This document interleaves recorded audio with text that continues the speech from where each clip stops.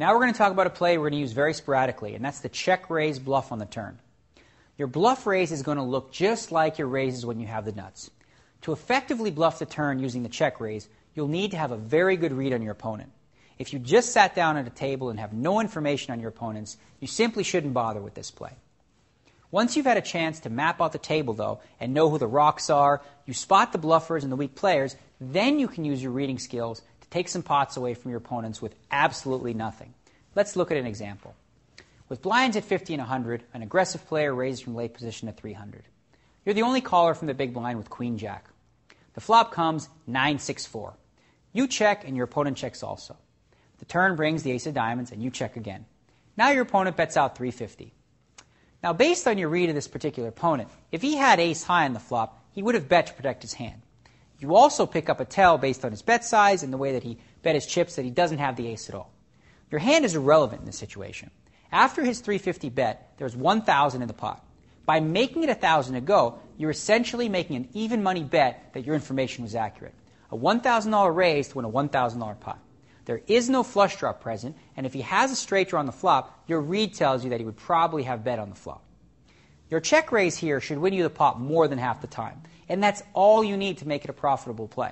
Sometimes you'll be wrong and you'll have the ace, and sometimes he may even bluff you back thinking you don't have the ace. Or maybe he flopped a set and was setting a trap.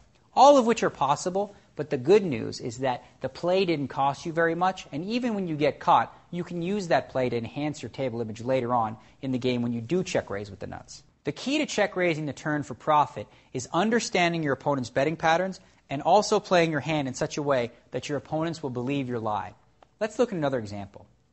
With blinds at 100-200, a tight player raises in first position to 600, and you call from the big blind with 9-7 of hearts.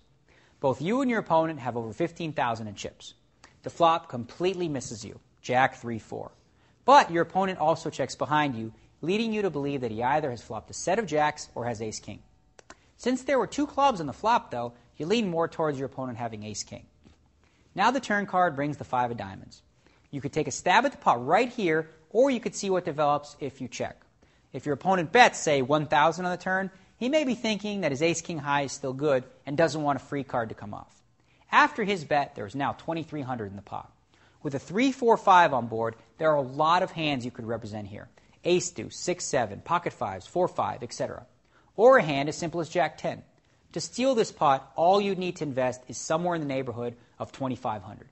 25 to win 2,400 in a spot where it doesn't look like your opponent has much of a hand, and at the same time, the board looks like a board that could easily hit your blind hand. The fact that you actually have just 9 high and a gut shot straight draw is irrelevant, since you know that your opponent is unlikely to call a check raise with a hand like ace high. Contrary to popular belief, poker isn't all about bluffing, and elaborate yet risky all-in bluffs aren't the way to consistently win on the poker circuit.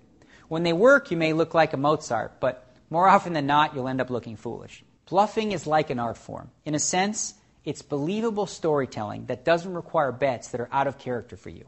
In fact, when you make outlandish bets that don't seem to fit in with your playing style, alarm bells will go off in your opponent's head, thinking that you are more likely to be bluffing. When bluffing is effortless, you know you're doing it right.